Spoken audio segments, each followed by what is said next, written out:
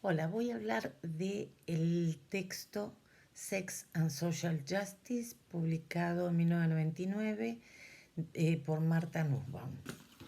Este texto, que habla del sexo y la justicia social, habla en realidad del tema de género, especialmente en Asia y en África, que es donde ella realizó el estudio empírico.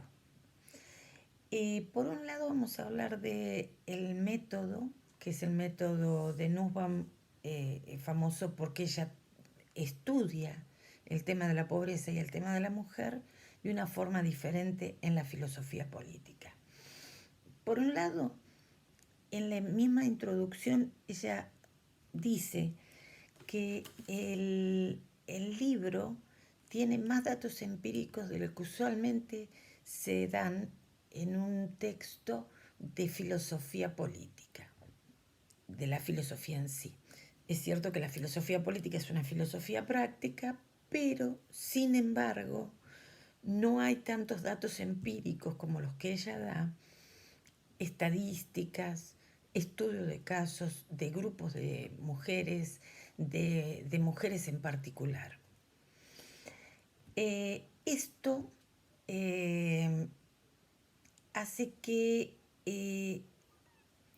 se vuelva un trabajo más interesante donde lo que ella relata es que lo que le interesa es escuchar las voces, que se escuchen esas voces de diferentes tradiciones, cómo se sienten en esas tradiciones y llevarlo a un nivel individual. Sobre el tema del feminismo liberal, ella va a plantear que en una democracia liberal, por ejemplo, como las que nosotros conocemos después de la doble revolución, a pesar de que hay iguales libertades y derechos, sin embargo se siguen violando los derechos de algunos o la dignidad humana, especialmente de las mujeres. ¿Por qué? Porque no hay igual valor. Es decir, un hombre y una mujer tienen los mismos derechos y libertades, habría que preguntarse. El rico y el pobre. En el caso de las mujeres entran en todas las categorías. Las mujeres ricas y las mujeres pobres.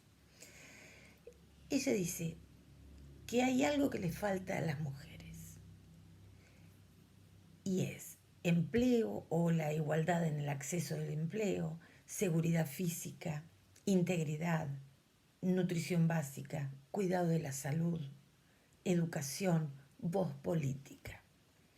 Y que las leyes e instituciones tienden a construir o perpetuar estas desigualdades. Por lo tanto, lo que ella propone es trabajar en función de dejar de lado, abandonar estas prácticas para transformar, dice, el odio en amor. Con respecto al feminismo liberal, lo caracteriza y nos presenta 5 aspectos del feminismo liberal. Uno que es internacionalista, es humanista, es liberal, está preocupado por la formación de preferencias y deseos y está preocupado por la comprensión empática.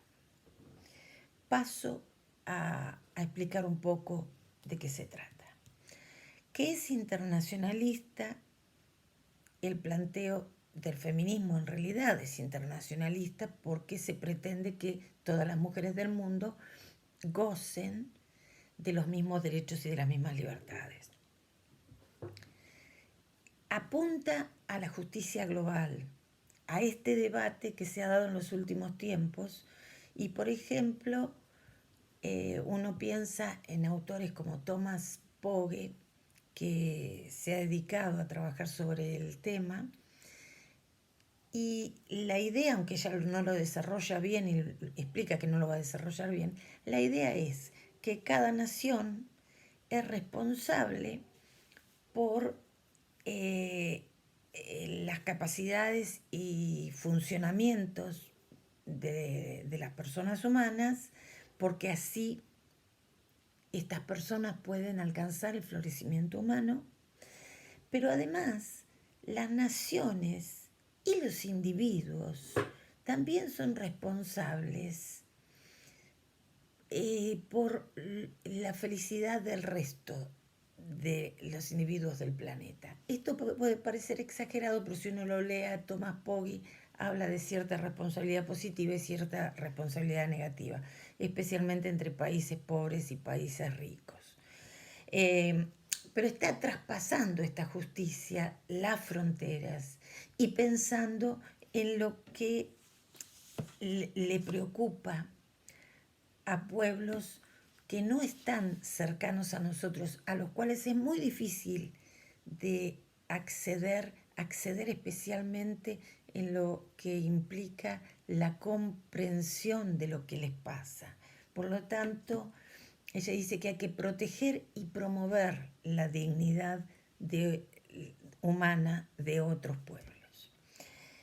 Es humanista porque está pensando en el tema de las circunstancias de la justicia, como diría Rawls. Es decir, las personas tienen problemas comunes, pero a pesar de que las soluciones son diferentes de región en región y de grupo en grupo, porque esto es obvio, digamos, por algo ella va a estudiar los problemas en Asia y en África, porque son diferentes a lo que es la sociedad occidental. Sin embargo, no cree en esto de el relativismo cultural que trae el posmodernismo y que plantea ese respeto hacia las diferentes culturas en cuestiones especialmente de lo que tiene que ver con los derechos de las personas. Cree que tiene que haber que en la justicia humana tiene que haber un informe universal, un paneo universal, una investigación universal que no necesariamente tiene que responder a la variedad de tradiciones. Esto queda más claro cuando uno piensa en costumbres que son muy alejadas de lo nuestro, como por ejemplo los matrimonios infantiles arreglados desde niña con hombres mucho más grandes, o cómo se cambia una niña por una vaca, o algo más cruento que es la ablación de clítoris. Entonces, todas estas características, estos ítems, están relacionados, porque cuando ella habla del liberalismo, de que el feminismo tiene que ser liberal, ella está planteando los derechos individuales. Es decir, la crítica que se le da, que se escucha frecuentemente hacia el feminismo liberal es que el liberalismo es egoísta porque estudia o se ocupa de los individuos en especial, lo que necesita cada individuo. Y en realidad no es egoísta, sino que está pensando en la necesidad de cada uno de esos individuos. En el caso de las mujeres, uno se puede encontrar con casos completamente diferentes. Obviamente, las sociedades son distintas. Otra de las críticas es, bueno, las feministas que vienen a tratar de cambiar sociedades muy alejadas, y esas feministas forman parte de una sociedad occidental y son mujeres blancas. Ahora, de esto no se la puede tildar a Martha Nussbaum en esto de la lejanía. ¿Por qué? Porque Martha Nussbaum fue y trabajó con los actores en su propia sociedad. El liberalismo, pensemos en John Stuart Mill, que él fue el primer filósofo que publicó un artículo a favor de los derechos de las mujeres, a favor de la liberación de las mujeres, que acompañó el feminismo. Todos los liberales analizan la sociedad desde los individuos hacia el todo. Entonces, ahí es donde encuentran diferencias. Por ejemplo, las diferencias entre clases, entre mujeres, digamos, no todos tienen la misma vida. Por eso lo del liberalismo. Ella dice que es un feminismo preocupado por la formación de preferencias y deseos. Está preocupado por eso. Y acá se remonta al trabajo de ella de calidad de vida, donde se plantea la cuestión de la justicia rawlsiana, pero llevada más allá hacia una distribución de parte del Estado de capacidades básicas que cada individuo, por eso acá está lo de individual, cada individuo elegirá dentro de esos vectores, como dice Amartya Sen, para alcanzar su funcionamiento. Es decir, hay elección de parte de los ciudadanos para alcanzar la eudaimonía, el florecimiento humano. Pero en esta formación de preferencias y deseos hay que tener en cuenta que hay mujeres que no son conscientes de su malnutrición, de su falta de derechos, no son conscientes porque están acostumbradas a ello, a que podrían tener una vida con más libertades, con más posibilidades, que podrían estudiar, que podrían trabajar. Entonces, el tema de la educación está acá, está en cómo formar preferencias y deseos, porque hay personas que no saben que podrían tener otra vida. Y está preocupada por la comprensión empática,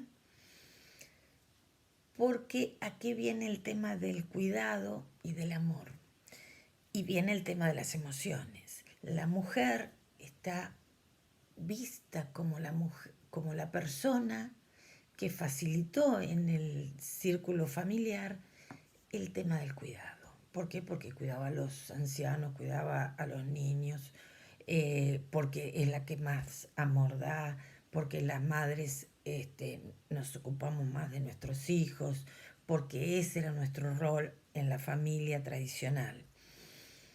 De cualquier manera, hay que analizarlo bien, porque no es que nos quitemos de ese lugar de amor y cuidado, sino que vamos a analizarlo de forma tal que no terminemos torturándonos por este cuidado, no terminemos castigando nuestras vidas por este cuidado y dejando de lado nuestras propias libertades. Bueno, esto es más o menos lo que plantea Nussbaum y seguiremos viendo algunos de los capítulos.